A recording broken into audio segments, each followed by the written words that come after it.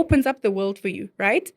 And then one of the things that I also love about using Zero with like what we use at Elite is that it allows us to automate other parts of our client's business, like payroll, could be their inventory management process. It could be the way they onboard suppliers, how they make decisions, how they approve things. It could be through other parts of the business, like maybe HR. How do you automate parts of your HR, right? And I always say that's where the value comes in from our perspective. It's to say we have clients that come to us that say, Lornelle, I've been doing this for 10 years. I don't want to do this anymore. I want to automate not just my finance function, automate the other parts of my business. How do I streamline it so that I can actually scale my business, number one, but also cut down on costs? Time. You know, I had a client that came to us. It was a mining client. They were processing their invoices manually. They were doing payroll manually for about 180 people, staff members. And one of the things that the lady who was processing the invoices said, she's like, no, I don't have to stress about month end. I don't care. Now I have time with my family. I can enjoy doing other things. So even from an employee perspective of, you know, engaging with the technology, people are having more flexibility in the way they work, in the way they do things. Now, you know, it's not that thing of where I want to see you at the office. You must be sitting at a desk. I want to, because, you know, there's some people that still have the belief if people are not around you, if you don't see them, they're not working. But technology also allows you to have that transparency and that accountability to say, I can log in and see if someone is actually online or not online. I can log in and see what someone has done, and I can have a trace for who did what, you know, from a business perspective. So I really think technology allows and gives you room for automation. But I think the biggest advantage that technology gives you is that it's really an enabler for growth. So I love the fact that you said you said technology is an enabler. And in this mistake that I just made, also education is an enabler. You know, personal development is an enabler. So with the introduction of new technologies, it means we as business people, along with our staff members, we need to invest time in learning how to use these technologies. And that speaks to every other part of your life, especially when it comes to your business and personal development. You know, what are the skills that you can get from other people that have spent time generating or getting those skills and are willing to share them with you?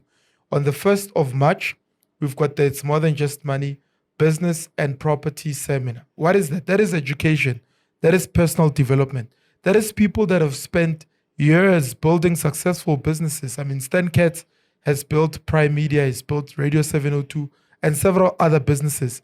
And he'll be there with us on the 1st of March at the Southern Sun Hotel in Rosebank, sharing how you too can take what he has used over the years to build your own life, your own career, your own business. So click on the link on the description box, find the tickets on Web Tickets, and meet us on the 1st of March so that we can talk about how you can use the education that you're getting to enable yourself to move on to the next level in your business and your career.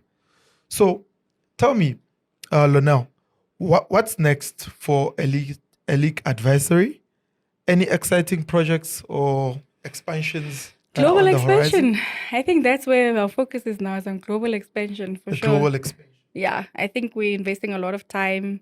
Most of my focus is now on making sure that we have like right systems, setting ourselves up for, you know, scaling, globally, even outside of the UK. And yeah, I'm really excited about that. And I'm also learning a lot, you know, about maybe relooking at our systems, the systems we used before. What are some of the things that are unique to certain markets? What is the tech that's out there? And yeah, I say from that perspective, and obviously making sure that we have a proper team, you know, hiring the right people, getting the right people for this next level of growth that we have planned. So I'm really excited. Yeah, I'm really, really excited. So judging by what you've achieved in both corporate and entrepreneurship, what advice do you have for young professionals, especially women who aspire to build a career in both finance or business advisory? Okay, so I will start with what I can think about in my time in corporate. I will say, if you're I always say this, when you accept roles, right? If you think about in your early days of building a career, always go for experience over money because money will always come, right? I think a lot of us sometimes are like, yeah, I'm going for the money first because I want this and this and this. And I think if I look at it with, the salaries that people get paid when they're doing articles, if I think back at it now, those 4 years that I sacrificed, I remember when I had moved to Liberty at the time, the money came because then you've got the skill, you've built yourself up to a point where people know that you know what you're talking about. So always make sure that if wherever you are in your career, if you're young, if you're still young, if you're under 30, I will say, not that if you're over 30, you're not young. But when you have... You're old, man. If you're over 30. Don't start. Yeah. Do you remember how old 30-year-olds looked when we were 7 years old, like our kids? Witness, you can't say that. Some of us are there by the 30s. You can't say stuff like that. We're all by our 30s and we are grown-ups. So here's the thing, right? In Africa, I think the biggest tragedy is that we call 30-year-olds young people. And what does the mindset of a young person become? Relaxed, not in a rush, doesn't want to achieve much because they are young. But I digress. You can continue. So if you're under 30, you're young.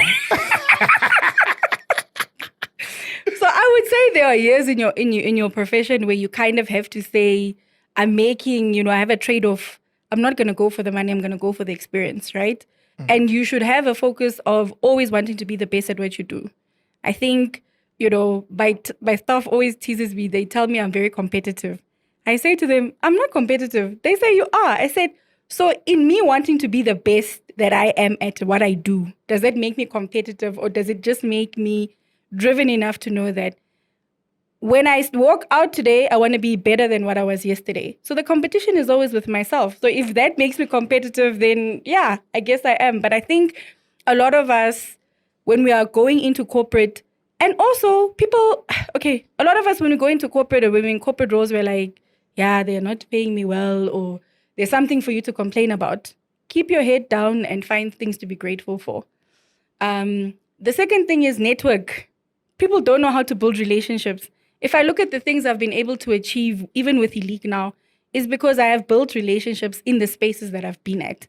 I've always been relationship focused and I still am. And I think people always don't understand that your next opportunity could come from someone you knew 10 years ago. And now they're seeing you do something and they think of you. So how you make people feel matters. So one, I would say, just to recap, from a perspective of, if you're still young, make a choice of sacrificing the money for getting the experience because money will always come. The second thing I would say is obviously making sure that you are the best at what you do. So make sure that you are the best at what you do. Not because you want to beat the next person, but you want to